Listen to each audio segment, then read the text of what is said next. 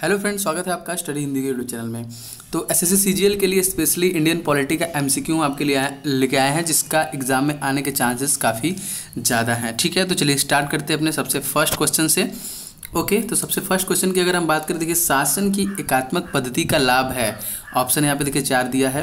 अधिक अनुकूलनशीलता, दृढ़ राज्य, या फिर जनता द्वारा अधिक सहभागिता, या फिर सत्तावाद की कम संभावना है। ठीक है, ये शासन की एकात्मक पद्धति का यहाँ पे लाभ है। इसका जो सही ऑप्शन है वो है ऑप्शन नंबर बी। देखिए सही है, दृढ़ राज्य। ठीक है, शासन की एकात्मक पद्धति में केंद्र सर्वोपरि होता है, जो कि राज्य राष्ट्र को सुदृढ़ता प्रदान करता है। ओके, बढ़ते हैं अगले क्वेश्चन की तरफ। तो दूसरा क्वेश्चन देखिए यहाँ पे क्या है निम्नलिखित में से किस देश का अधिलिखित संविधान है। ठीक है, ऑप्शन नंबर ए देखिए USA, option number B UK, option number C Pakistan, option number D Bharat. तो यहाँ पे निम्नलिखित में से किस देश का अलिखित संविधान है। तो इसका जो सही आंसर है वो क्या है, इसका जो सही आंसर है वो है बी यूके। ठीक है, इसका जो सही आंसर है बी यूके।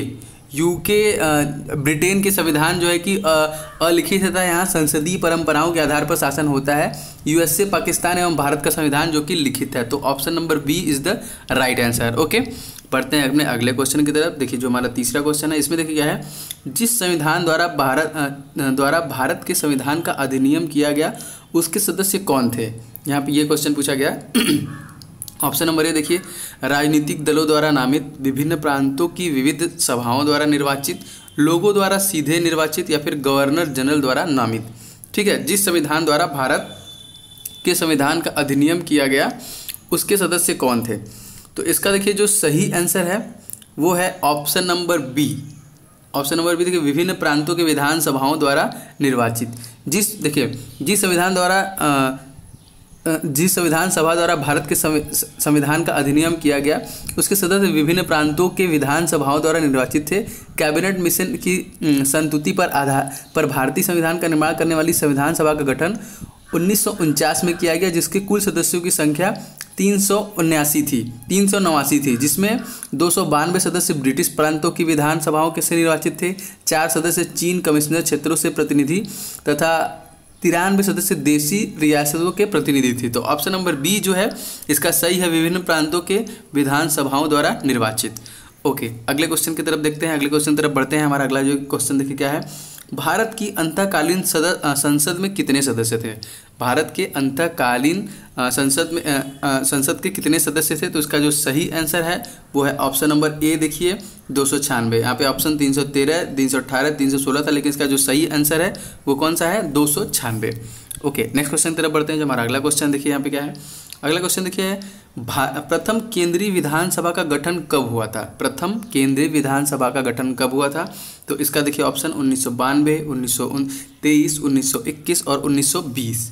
तो इसका देखिए सही आंसर है ऑप्शन नंबर सी। इसका जो सही आंसर है 1921। ठीक है, 1921। भारत सरकार अधिनियम 1919 के तहत प्रथम केंद्रीय विधानसभा का गठन 1921 में किया गया। इसके अध्यक्ष फ्रेडरिक वाइट 1921 से 1925 में थे, जबकि इसके दूसरे अध्यक्ष स्वराज पार्टी के विट्ठल भाई पटेल थे 24 अगस्त 2025 से 1930 तक। तो इसका जो सही आंसर है वो कौन सा है, ऑप्शन नंबर सी 1921।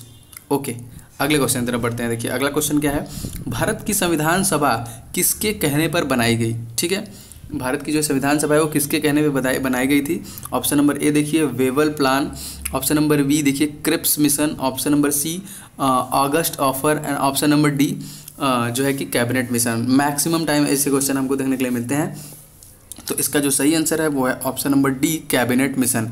भारतीय संविधान सभा का गठन कैबिनेट मिशन की योजना द्वारा सुझाए गए प्रस्तावों के तहत 1946, ठीक है, 1946 में किया गया था। संविधान सभा का गठन संविधान के निर्माण के लिए किया गया था। ठीक है, तो कैबिनेट मिशन के कहने पर संविधान सभा का गठन हुआ था। ओके, अगला क्वेश्चन देखिए। जो हमारा अगला क्वेश्चन है यह, भारत की संविधान सभा का अध्यक्ष कौन था। ठीक है, भारत की संविधान सभा का अध्यक्ष कौन था। ये भी क्वेश्चन मैक्सिमम टाइम हमको एग्जाम में देखने के लिए मिला है। ऑप्शन नंबर ए देखिए doctor B R Ambedkar, doctor Bhimrao Ambedkar जिन्हें हम फादर ऑफ कॉन्स्टिट्यूशन भी कहते हैं, डॉक्टर राजेंद्र प्रसाद, ठीक है, और डॉक्टर बी.एन. राव और पंडित जवाहरलाल नेहरू हमारे प्रथम प्रधानमंत्री और राष्ट्रपति दोनों।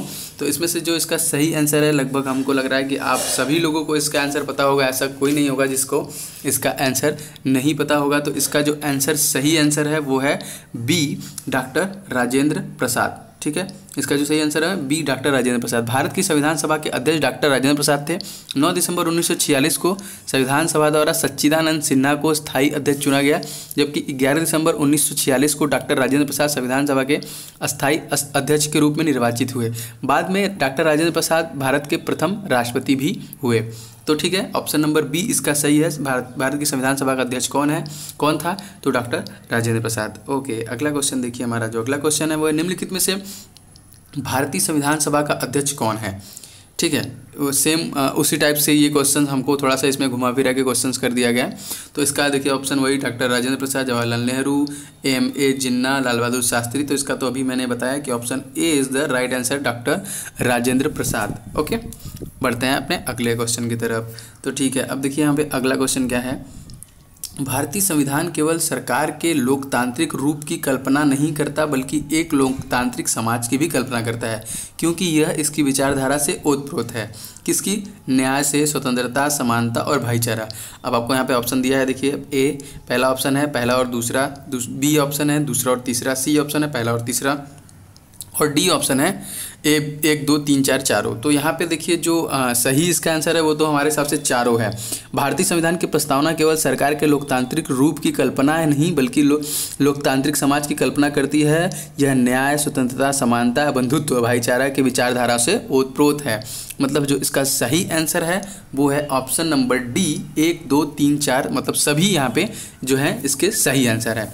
ओके, चलिए बढ़ते हैं अब अपने अगले क्वेश्चन की तरफ। तो देखिए हमारा अगला क्वेश्चन यहाँ पे क्या है, स्वतंत्रवाद किसका द्योतक है? ठीक है, ऑप्शन नंबर ए देखिए स्वतः उदारीकरण, ऑप्शन नंबर बी की बात करें देखिए तो प्रवृत्ति तथा बर्ताव, और ऑप्शन सी की बात करें सामाजिक, राजनीतिक, आर्थिक पहलुओं की स्वतंत्रता, और ऑप्शन नंबर डी की बात करें धार्मिक रूढ़िवादिता। ठीक है, तो इसका देखिए ऑप्शन इसका कौन सा सही है? तो इसका ऑप्शन नंबर सी जो है कि सही है, सामाजिक, राजनीतिक तथा आर्थिक पहलुओं की स्वतंत्रता। ठीक है, देखिए स्वतंत्रवाद का या इसको हम उदारवाद बोल सकते हैं, लाइबरलिज्म, स्वतंत्रता और समानता के विचारों पर आधारित एक राजनीतिक दर्शन है। इसके विस्तृत अर्थ के सामाजिक, राजनीतिक, आर्थिक, धार्मिक स्वतंत्रता और अंतर्राष्ट्रीय सहयोग शामिल है। ठीक है, इसके विस्तृत में जब इसको विस्तार किया जाता है तो इसमें क्या क्या शामिल है? सामाजिक, राजनीतिक तथा आर्थिक, धार्मिक स्वतंत्रता और अंतर्राष्ट्रीय सहयोग शामिल है।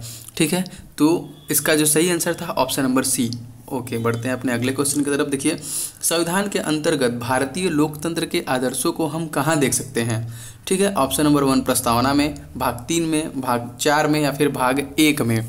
ठीक है, तो यहाँ पे देखिए क्या बोल रहा है कि सामाजिक भारतीय लोकतंत्र के आदर्शों को हम कहाँ देख सकते हैं संविधान के अंतर्गत, ये चीज़ पूछ रहा है।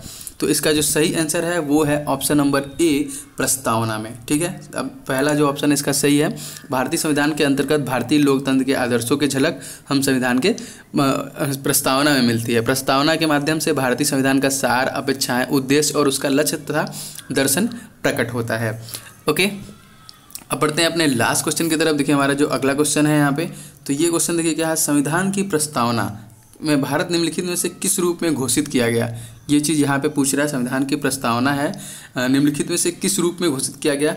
एक प्रभुसम्मता लोकतांत्रिक गणराज्य, प्रभुसत्ता संपन्न लोकतांत्रिक गणराज्य, बी देखिए एक समाजवादी लोकतांत्रिक गणराज्य, सी की बात करें एक प्रभु सत्ता संपन्न समाजवादी पर निरपेक्ष लोकतांत्रिक गणराज्य, और डी की बात करें तो फिर एक गणराज्य।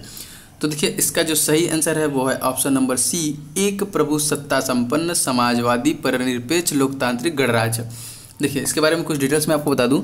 26 जनवरी 1950 को संविधान लागू होने के समय संविधान की प्रस्तावना में भारत को एक प्रभु सत्ता संपन्न समाजवादी पर निरपेक्ष लोकतंत्रात्मक गणराज्य घोषित किया गया।